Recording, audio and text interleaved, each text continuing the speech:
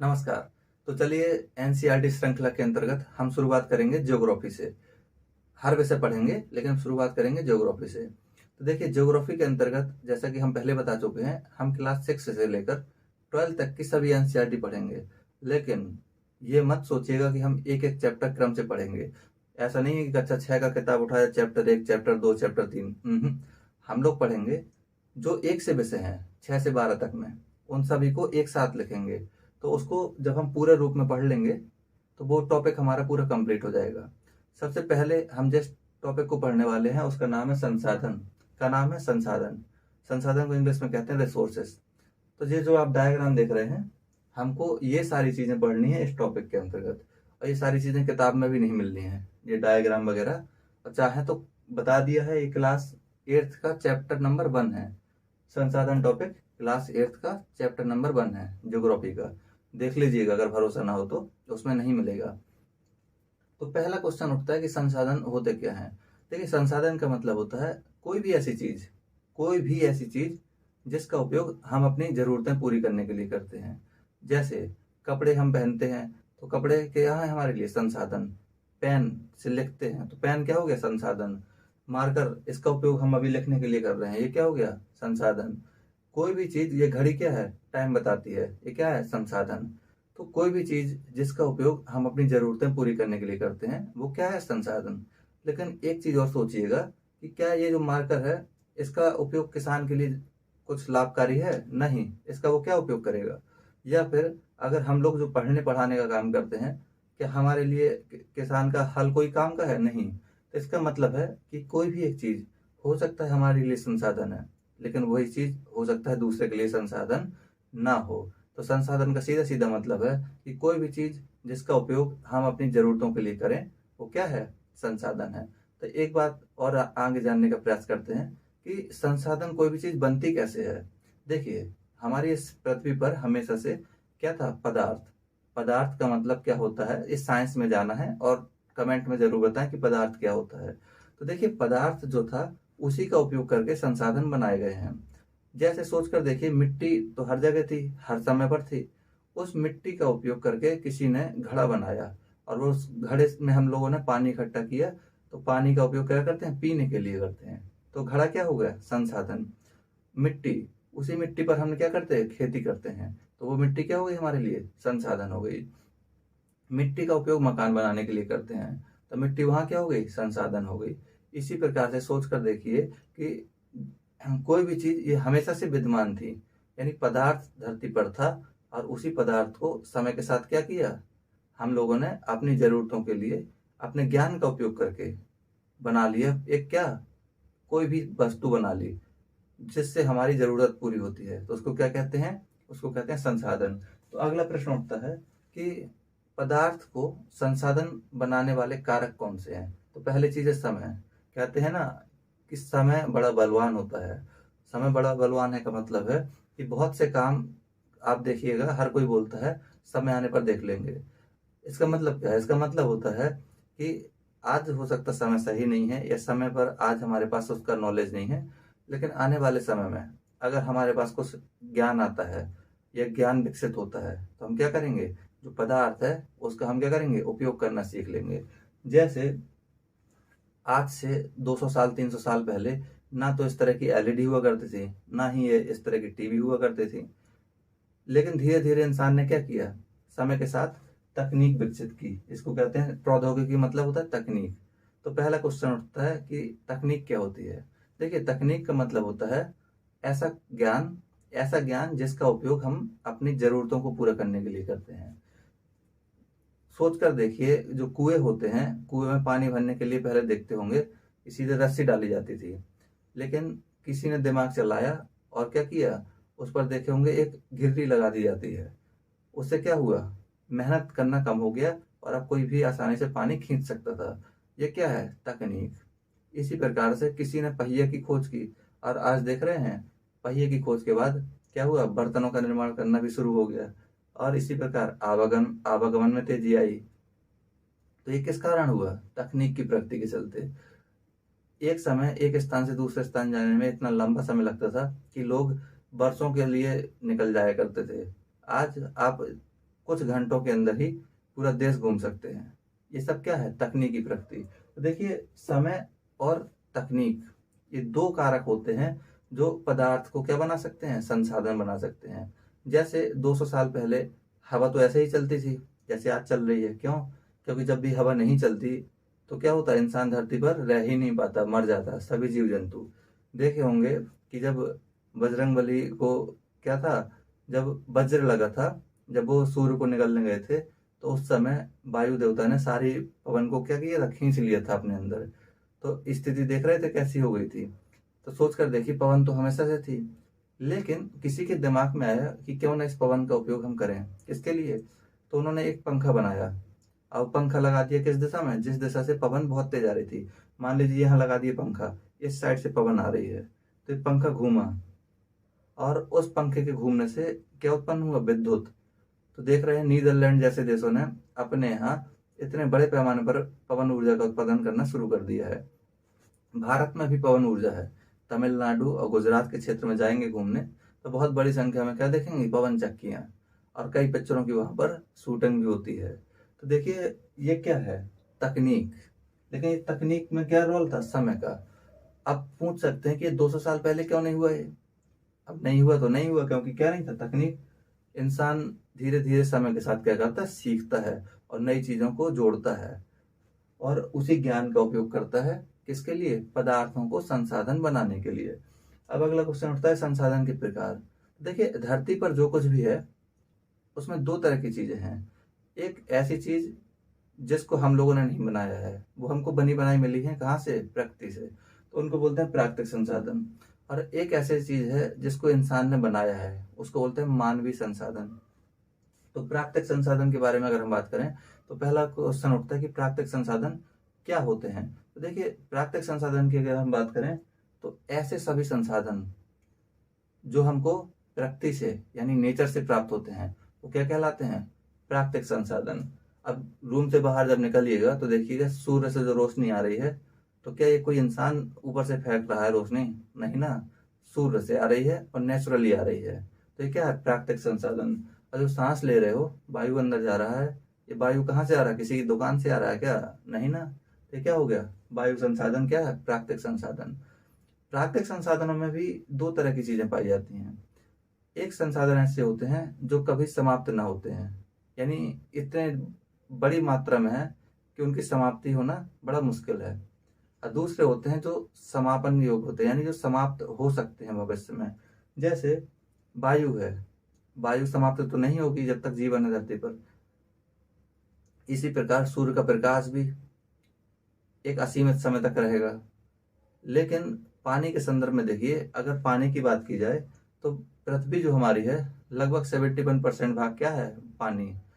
ऐसा देखने में लगेगा कि इस धरती पर कभी भी पानी की किल्लत हो ही नहीं सकती, लेकिन आए दिन उदाहरण देखते होंगे कि पानी को लेकर कितनी किल्लत मची रहती है। अभी गर्मी आने वाली है तो देखिएगा जगह जगह टैंकर दौड़ा करेंगे पानी लाने के लिए। कहीं जगह सूखा बहुत ज्यादा हो जाता है, पानी का संकट आ जाता है। तो जब इतना ज्यादा पानी है तो ये फिर पानी का किल्लत क्यों? तो इसके पीछे मेन कारण है कि जो पानी है उसका सिर्फ बहुत छोटा सा हिस्सा ही, 1% से भी कम पीने के लिए उपयोगी है।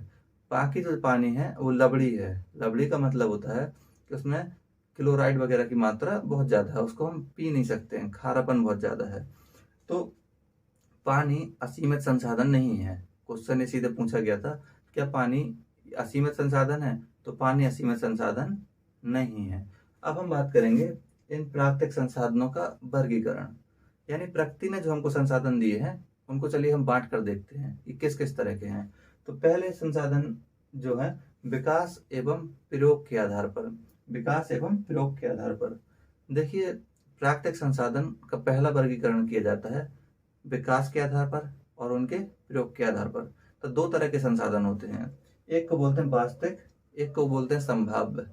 वास्तविक संसाधन का मतलब होता है जैसे हम कहें कि वास्तव में ये है। वास्तविक का मतलब होता है ऐसे संसाधन जो क्या है? एग्जिस्ट करते हैं। और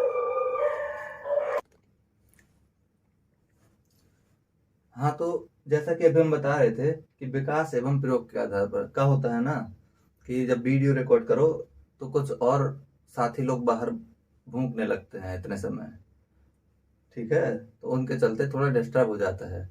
तो अभी हमने क्या जाना, विकास एवं उपयोग के आधार पर। विकास एवं उपयोग के आधार पर हम संसाधनों को दो भागों में बांटते हैं, एक को कहते हैं वास्तविक, एक को कहते हैं संभाव्य।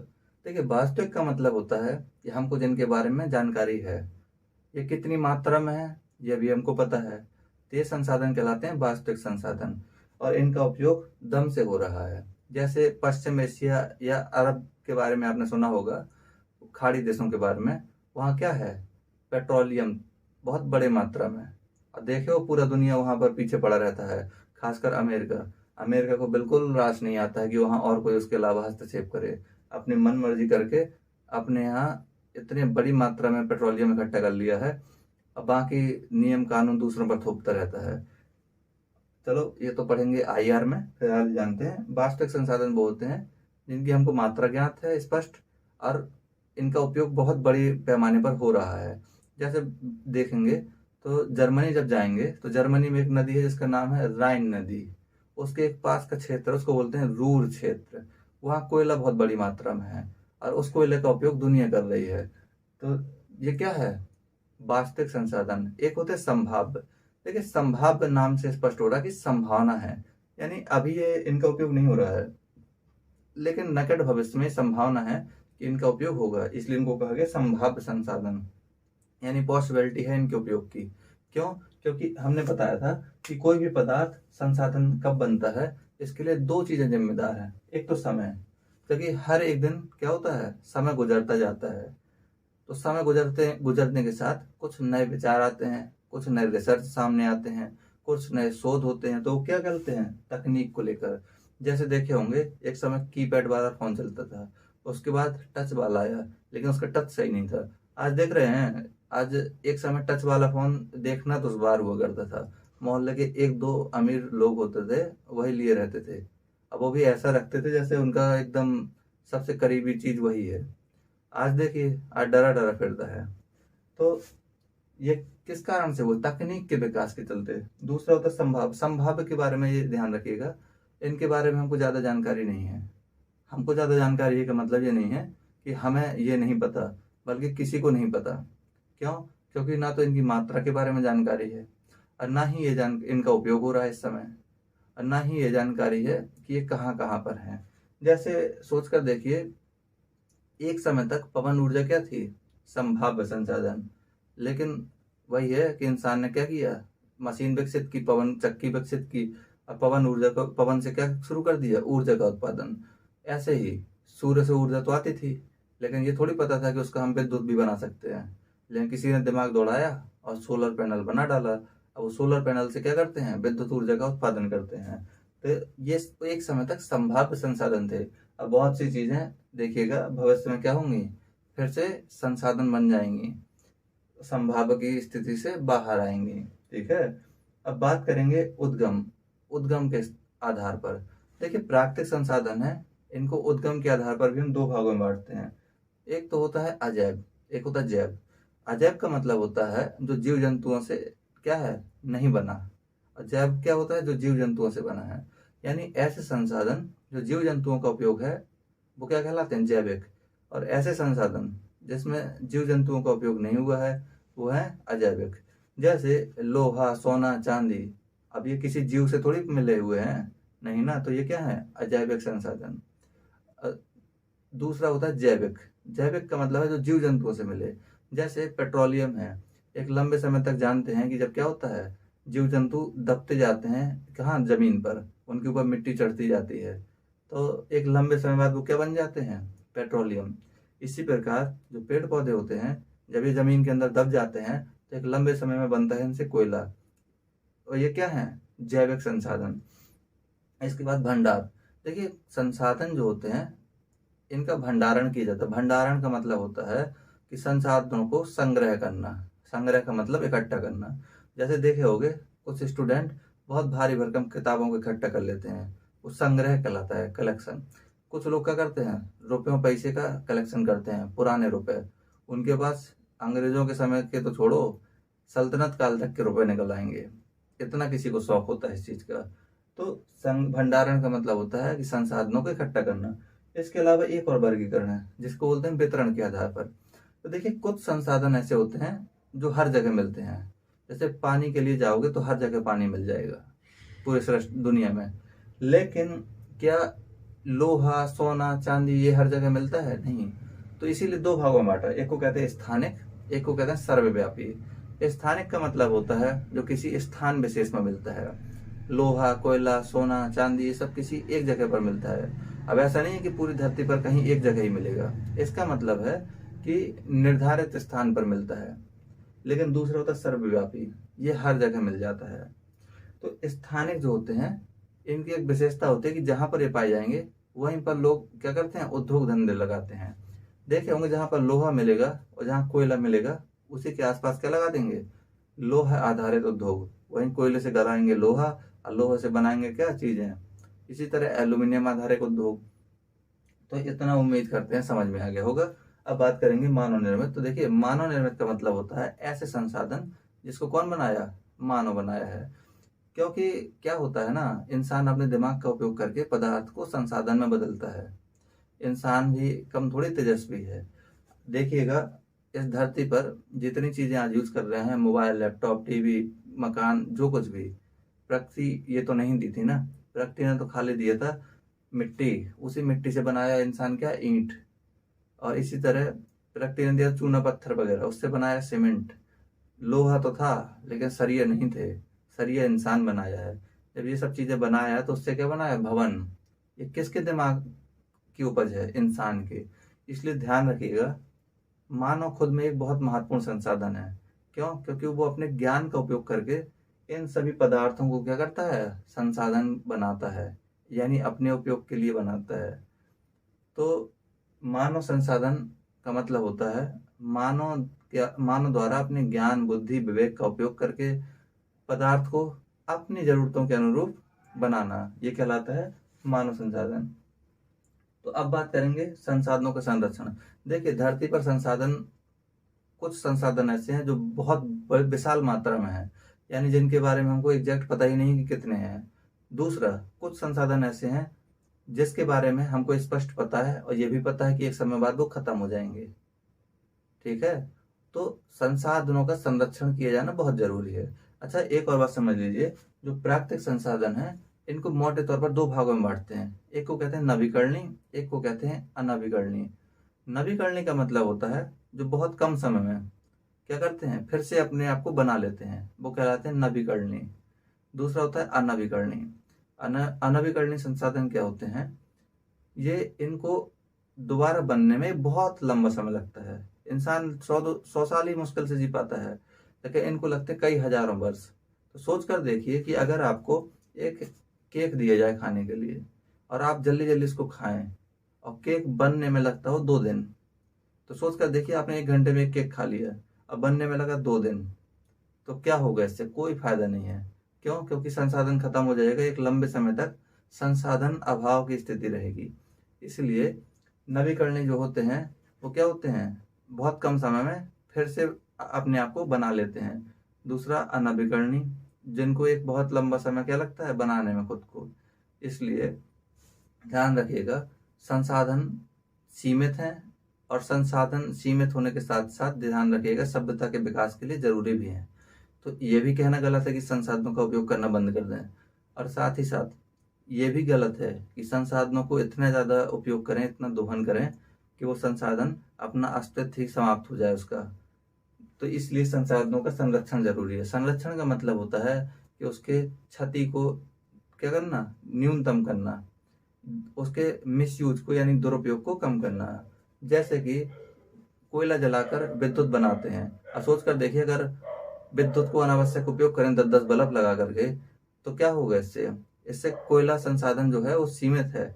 एक समय बाद कोयला ही नहीं रहेगा, तब क्या करेंगे, तब आप बोलेंगे कि हम दूसरे स्रोतों का उपयोग करेंगे, पेट्रोलियम का उपयोग करेंगे, यूरेनियम का। ठीक है, वो उनकी भी तो सीमाएं हैं, ऐसा तो है नहीं कि वो कभी खत्म नहीं होंगे। तो हमेशा ध्यान रखना है कि संसाधन असीमित नहीं होते हैं, और संसाधनों का उपयोग करते समय बिल्कुल 100% ध्यान दें कि उसका मिसयूज ना हो, और उसका दुरुपयोग कम से कम करें। और साथ ही साथ खुद भी समझें इसके चीज़ के बारे में, और जो अनजान है, जिसको देखें दुरुपयोग करते हो, उसको भी इस बारे में बताएं। और इसी के साथ ये पूरा टॉपिक समाप्त हुआ। अब इसमें ऐसा कुछ पढ़ने लायक नहीं है, चाहें तो देख लीजिएगा। बाकी इसके बारे में अगला जो टॉपिक हमको पढ़ना है वो भी संसाधन से संबंधित है, इसका हमने बता चुके हैं पहले वाले वीडियो में, ठीक है।